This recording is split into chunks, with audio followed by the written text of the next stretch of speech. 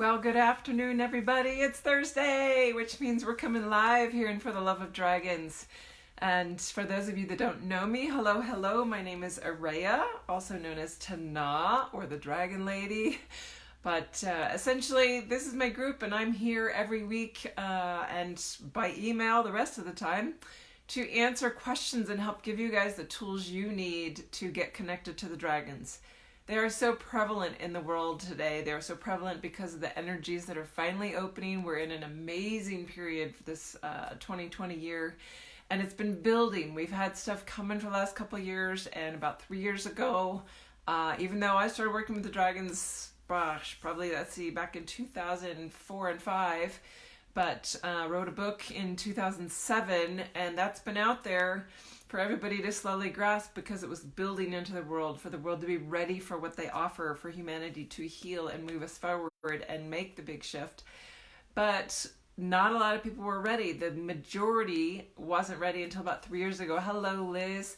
So, hi, Marcy. Coming into this time frame, we're now, since about 3 years ago, really entering the time of greater dimensional energies being available to us, which means the dragons are more readily available to us, and people have started sensing them in their field. That's why they're becoming popular en masse, right? They're starting to show up in the media, in commercial ways, in all kinds of movies and shows and books and artwork, and it's very, there's a big commercial stream because there's just this underlying love for these dragons, for this dragon energy, and people don't necessarily understand why or where that comes from. But the fact that it's mainstream now is really exciting to me, because even though those are planting seeds energetically for all of those people to start waking up to something they've never really turned and open to before in their spiritual connection or opening. Hi, Candace.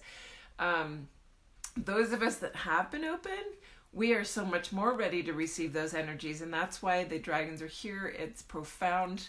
It makes so much shift so quickly, and why I'm here every week to be that guide, to be the one that will give you the tools. And there's so many. You know, right now we're actually a week out from starting the next book club. This is probably one of the most phenomenal ways to dive in for a small investment and not a big time commitment. It's 6 weeks, so it's not like my 4-month program. It's not a bigger thing that is going to take a lot of your time. It's really an enjoyable gathering where it's 2 hours of your time every week to come meet Dragon Family and ask your questions of the author or a real dragon. Get your questions answered by a dragon, by one of the bigger dragons in the field. And it brings up, and I'm so excited to see what the discussions do this year, because every year as the energies on the planet increase and we're able to access more information comes, we remember more because we're accessing a higher part of ourselves, which already has all the information connected to it, right? So the discussions shift and change, more exciting stuff comes through, and the meditations that are starting to happen are off the charts. They've always been powerhouse, and everybody's noticed that, but I really feel like it's even picking up again. So if you've been thinking about the book club or it's been drawing you on any level, please dive in, let me know. I have a couple spots left for starting next week, and you don't have to make every slot. If you can make an hour of it, half hour of it, or you miss a half hour of it, you have to miss one that week. It's not a big deal. Yeah, Marcy, it was so powerful and magical. Lots shifted for me during the book club. Absolutely, Marcy. Thanks for bringing that in. It is. It's way more than a book club. And it's the, hi, Lanny. Yes, glad to have you live too. It isn't necessarily like a book club like you imagine. You know, we think of book clubs as you go and you read a chapter for the next week and you talk about that and the theme of it, whatever. And it's really not. It's really advanced metaphysical discussion, what's happening with the dragons and those energies, and how that brings out all these other metaphysical features, how that connects us to the universe, the shift that's going on. Hi, Lori. And so it's super fun in that way. And as I said, I'm excited to see where the discussions lead based on all the new openings and everything that's happening, because this is a huge year. And in the first couple of weeks, there's already so many things happening and aligning. So I'm very excited to see some things I've been working on for a year now in getting out some meditations, guided meditations in French with the elementals. Those are being uploaded to the site today, actually, and should be ready in the next couple of days once all the background stuff gets done. I've done my part, now I'm waiting for my IT guy. And I have been promising the books in French and Spanish in print, and The English has been available in print and Kindle, both paper and hardback, for a while now. Well, now the French and Spanish ones are coming out this week, and that thrills me beyond words, because those projects that you just have out there and you keep wanting them to be done, and they're just like, something keeps going wrong. There's something more that needs editing. There's just always these little tiny things. And really what it is, it's been a journey for me of surrendering to the timing and the real process that's underway. And as I magically watched it unfold, all of these pieces and things, the meditations and the books for French, they simultaneously all converged together this week. And it was like, hallelujah, look at this. And now I can put it all up on the site at once. And I'm also creating, this is another tool, maybe not as strong as the actual book or the meditations or book club or programs, but many of us receive energies from different things around us, like these beautiful dragons that are here with me every week. I have them around my house. I have different crystals that are dragons. I have a lot of different pendants that I wear. I've created pendants from the symbols in the book. If you guys have been looking for those are going to be added to the site soon. I'm creating a whole new section of my site that is going to have really high frequency dragon things, whether it's stuffies, whether it's jewelry, whether it's crystals, organite dragon heads, artwork, sculpture. I am starting to collect and create a place where those high vibe things that can bring you the essence you need for a specific part of your journey will be in one place. So I'm super excited about that as a new tool. So watch for that unfolding. But this week, this is so exciting. I was waiting, got a bunch of people on now. So I'm going to dive into the questions, because we've had some great questions this week. And this is really what I come to do, is to share and start a discussion to answer those. And sometimes I do them in a short version, and some of these go into much more detail, like in the book club or in my programs. But the first question was from Ryu, and it was, how can I gain trust with my inner dragon through meditation? How can I gain more trust? And it's an interesting question, because your inner dragon, which is actually your higher self, is actually a part of you. So when you're working with a dragon that maybe you're perceiving it as your inner dragon, but it's actually a dragon guide or another dragon that is shown up for a period of time to help you move through a certain phase of your advancement or development, then it might feel like you're trying to gain trust, or that this dragon is there and is sort of feeling you out or giving you that look. And dragons do that. Sometimes they come in with a very intimidating, and some of you that have worked with them, especially through the book with the elementals, the first time you meet them, they sort of give you this body scan look, right? They use their eye and they give you this. And you can feel it piercing your being, and it's literally like being scanned, and it sort of brings up your hackles of, am I not being trusted? Am I being feared? Where's this, And it's literally like an integrity test, actually, to really read your energy field and see where the nuances are. Part of that is so that they know exactly where to go in and help you. But it's about them putting you on your, sort of on your toes of paying attention and being willing to open yourself, because they will soften that gaze when they feel you actually open to them. So I would say, Ryu, that in gaining trust, there's two different things to look at there. One is it actually your inner dragon? Is it actually a guide? And in gaining that trust, allowing your heart to open and soften. If it is actually your inner dragon, then there's a piece to look at of, if this is my higher self, my dragon, and there's not a level of trust between us, then there's an element reflecting to you where you don't trust yourself. Because anytime space meditation, there's just things being shown. They're almost always mirrors and reflections. And if you look at that piece and start looking at, all right, if I want to trust my dragon, I need to trust myself more deeply, and vice versa. And so where can I allow that trust to build and grow within myself? Where can I pinpoint and see where that trust is missing or lacking? Hello, Willow. Yay, another one in a row.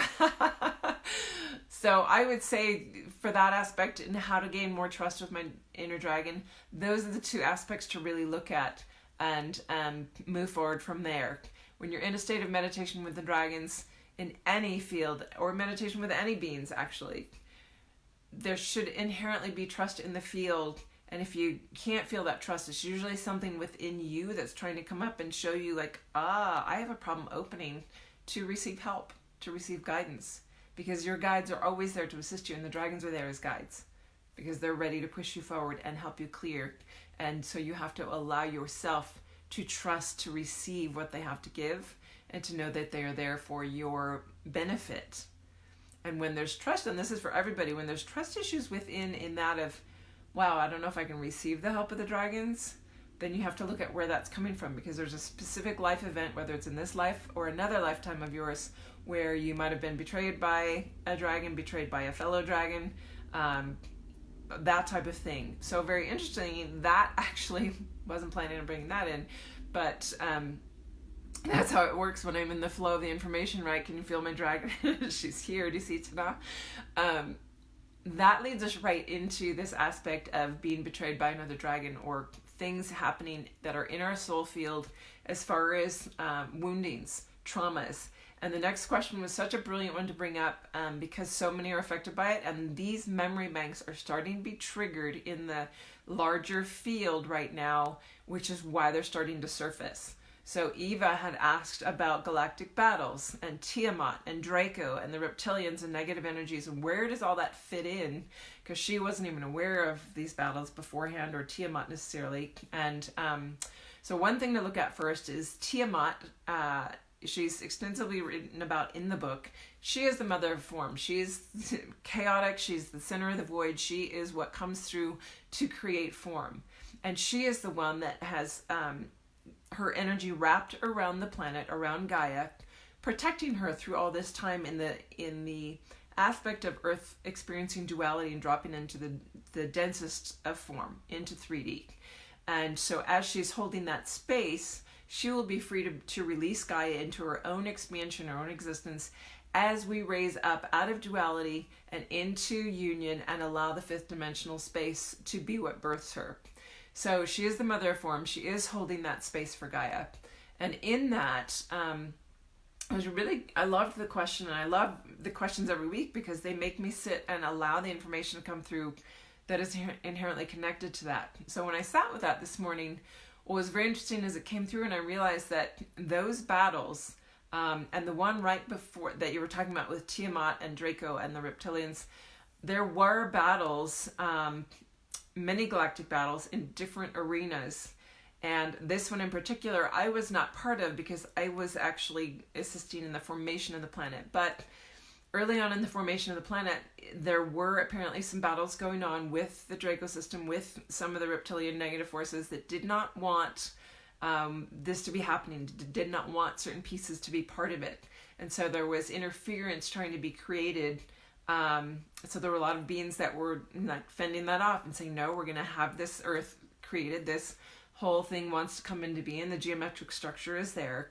And it was in the time when it was coming into form. So Tiamat, her energy was present within that, because she was in the process of bringing it into form. That said, I have memory myself, and many of the dragon hearts that I work with, and they may be drawn to me because of this memory and connection. Many have brought memories up of a battle around Orion. So in the Orion field, the galactic battles that were going on were prior to that. And there's so many memories that we have of lots of dragons falling, and actually feeling like dragon versus dragon, being taken out from behind, really backhanded ways of doing things. And most of us fell because when we're in a protective space, it was around the Earth space again, prior to the actual solidification into 3D, when the geometric form was being set up. And in this protective space, the dragons were the ones that, because of who they be, the true ones from the dragon realms, are not able to attack. They don't attack, but they can only use those means when they're in a defensive stance. If they're being attacked, they will fight back, but they will never initiate. So a lot of them fell because they were hit from behind, they were taken by surprise, or they were not allowed to go and be the aggressor first. It just isn't in their nature.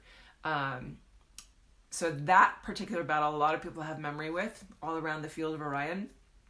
And that's partly takes place because of where Orion sits in the triangulation down of the energies. It holds the fifth dimensional realm, and so that's why that was happening as the geometric form was taking place for the planet's creation. As far as the other and Draco and all that, there are draconian entities that look and feel like dragon, but I would say that in my experience, the majority of them, when you can feel a negative force around it, you have to be really discerning in what the energy is, because reptilian and dragon are not the same energies. The dragon energies, when you sense and feel them, are always a higher frequency of light. You can feel the love because it comes straight from their heart space.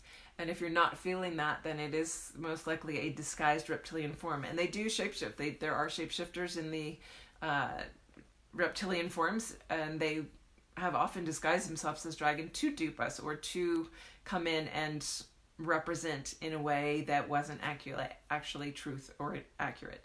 So really great thing to bring up, partly because what happens when we discuss this stuff, it starts triggering cellular memory within you guys that will start popping open doors. And this allows your own expansion, your own memory banks to fall in. And some of you will have those pieces come, and each one of those pieces helps you connect to a greater part of your truth, a greater memory of who you be and the experiences you've had on a soul level, because we are in a period of integrating all that into us. So just some food for thought. I love that brings it in, and that's really what these are about, to keep pushing you forward into that expansion, into that remembering, so that you can eventually connect with your truest aspect, which for many of you that find me and are watching are actually dragons. So I think that's it for today, but great questions. And if you're thinking about the book club and want more information, please email or message me. I will get it directly to you, because we start next Thursday, 11:30 to 1:30 Pacific Standard Time. And if a group thing's not your thing, but you're wanting to get some more direct work with me, you're not sure what, I do 20-minute discovery calls. They're free and they're on my booking calendar. Just go to invokehealing.com or dragonwithin.com and get the book now button.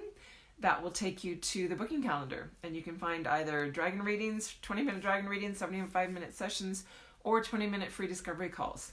And I love to do those because it helps us line out, like, what's your next step? What are you drawn to? What's opening you, and give you a direction of what really would be the best set of tools for you. So, and those are not dragon readings. The dragon readings are separate. But yes, thanks, Liz. The book club is amazing. I love it, and I'm so excited for the next round, because it's always an amazing gathering of people, and quite often quite worldwide. We've had a group that was all the way from Australia to Mauritius, with Europe and Canada and the UK, all of it intermixed. It was incredible. We've had South Africa in there couple times now, and super fun. So I love coming and seeing you guys. Thanks for bringing the questions up. Please bring some more into the group, and as I said, we're 1 week away. Let me know if you want to be in those last couple spots for the book club. All right, have a great weekend, you guys. Always good to see you. Bye for now.